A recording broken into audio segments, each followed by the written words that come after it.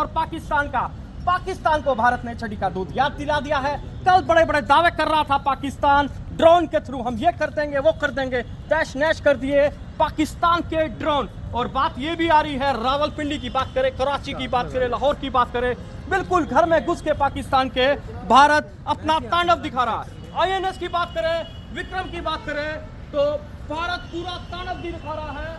और यही कहेंगे आप सभी से डरना नहीं है, अगर सारन बजता है बिल्कुल नहीं घबराना, क्योंकि हमारे वीर जवान पूरे मजबूत है। भारत की एक एक बच्चा बच्चा पूरा मजबूत है। अब बताते हैं रेड क्रॉस, ये रेड क्रॉस क्यों बना है? रेड क्रॉस इसलिए बनाया है क्योंकि अंतर्राष्ट्रीय कानून की अगर हम बात करते हैं तो रेड क्रॉस अस्पताल के ऊपर बनाया जाता है, ताकि तनाव स्थिति में एयर स्ट्राइक होती है तो ऊपर से पता लगे कि अस्पताल है, और अस्पताल पे एज पर हम कानून की बात करें, अंतर्राष्ट्रीय कानून की बात करें, कोई भी एयर स्ट्राइक नहीं कर सकता है। तो इसलिए सिंबल बना है रेड क्रॉस का कि दूर से बड़ा दिखे, ऊपर से शायद से छोटा दिखेगा, मगर अगर वो दूरबीन से देखेगा तो बड़ा दिखेगा। और यहाँ पे एयर स्ट्राइक नामुमकिन है। और सुचारू रूप से ओपीडीज भी चलेंगी, कैजुअलिटीज भी चलेंगी, और पूरी कहेंगे हिसार के सिविल अस्पताल की ये तस्वीर है, पूरी तरह से ओपीडीज चलेगी। मगर अब तक की जो रिपोर्ट है, रेड क्रॉस बना दिया है सिविल अस्पताल हिसार के ऊपर, और एक रेड क्रॉस वहाँ भी बनाया जा रहा है। ये भाई जो प्रदीप है इसी ने ये बनाया, और एक रेड क्रॉस वहाँ भी बनाया जा रहा है। अब देखना ये होगा कि पाकिस्तान जो है कितने दिन टिक सकता है। बताया जा रहा है कि 1971 में बिल्कुल पाकिस्तान को कहेंगे घुटनों पे ला दिया था भारत ने, और वही मंजर वही आलम फिर से तैयारियों पे है। आपको क्या लग रहा है? वंदे मातरम जरूर लिखे, भारत माता की जय जरूर लिखे, क्योंकि वो सपूत, वो वीर जवान जो सरहदों पे अपने हमारी रक्षा के लिए खड़े हैं, उनके लिए वंदे मातरम बहुत ज़रूरी है। मैं सबसे एक ही अपील करूंगा, डरना नहीं है, क्योंकि हमारी जो डिफेंस है भारत की बहुत मजबूत है और करारा जवाब दे रही है।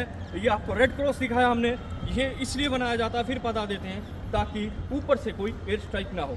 और यही कहेंगे, येलो माइक को आप शेयर करें, आगे की अपडेट लेंगे। तब तक के लिए लेते इजाजत। और ये प्रदीप देखिए फिर लग गया है रेड क्रॉस बनाने, फिर लग गया है।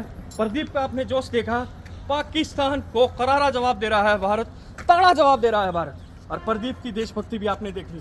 प्रदीप भाई एक बार फिर बोल दो, भारत माता की जय, खेच खेलो, भारत माता की जय। क्या बात है, और खेच के, माता की जय। अरे क्या बात, मातरम, पाकिस्तान मुर्दाबाद। क्या बात है, पाकिस्तान मुर्दाबाद। एक एक बच्चा कह रहा है पाकिस्तान मुर्दाबाद, भारत मुर्दाबाद। अरे क्या बात है। रेड क्रॉस की तैयारी है, आगे की अपडेट लेंगे, तब तक के लिए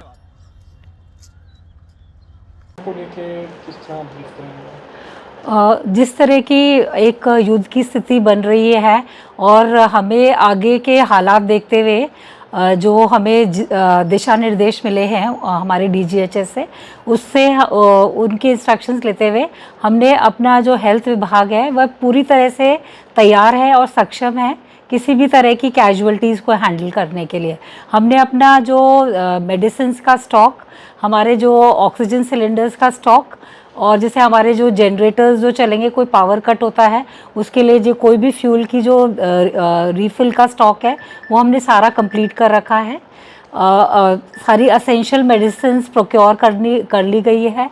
और जैसे बेसिक, जैसे कि जो हमें फर्स्ट एड के लिए जो चीज़ें चाहिए होती हैं, जो हमारे इस जो कैजुअलिटीज़ और जो हमारे जो इंजरीज़ हो सकती हैं उसको लेके हमने जो है जैसे स्प्लिंट्स की ज़रूरत होती है, और आगे जैसे ड्रेसिंग मटेरियल की ज़रूरत होती है, उन सब का स्टॉक कर लिया गया है।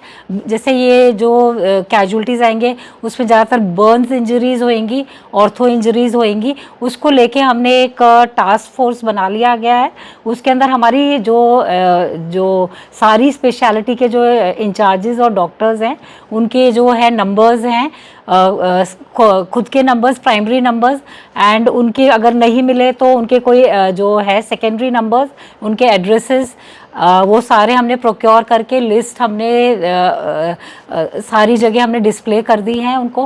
कैजुअलिटी हम चाह रहे हैं कि हमें कुछ एक्स्ट्रा बेड्स की ज़रूरत पड़ेगी, तो हम अपने जो दूसरे सोर्सेज हैं वो एक्सप्लोर कर रहे हैं। जैसे हमने सोचा है कि हम जो बीएसएफ का यहाँ पे स्टेशन है वहाँ पे उनके पास फोल्डिंग बेड्स मिलते हैं, तो वो हम अभी जैसे हमारे पाइपलाइन में है कि हम उनसे जाके रिक्वेस्ट करेंगे कि वो हमें अराउंड जैसे 50-60 बेड्स अगर वो प्रोक्योर हो जाते हैं तो वो हम स्पेसेस आइडेंटिफाई करके उनको हम उनको लगाएंगे, जैसे कि किसी भी तरह के हमारे कोई भी जो पेशेंट्स का इनफ्लो अगर ज़्यादा होता है तो उन बेड्स को यूज़ किया जाएगा। As far as emergency medicines are concern, तो हाँ उसको जी। लेके किस तरह की तैयारी है? इमरजेंसी मेडिसिन की हमने लिस्ट बना के, हमारा यहाँ पे वेयर हाउस है, वहाँ से हमने प्रोक्योर करके रख ली है, और कुछ और जो अभी जैसे फ्लूइड्स वगैरह की ज़रूरत है उसकी हमने और भी लिस्ट तैयार करके वहाँ पे दे दी है, जिससे कि हमें ऑन अर्जेंट बेसिस वो मिल जाए।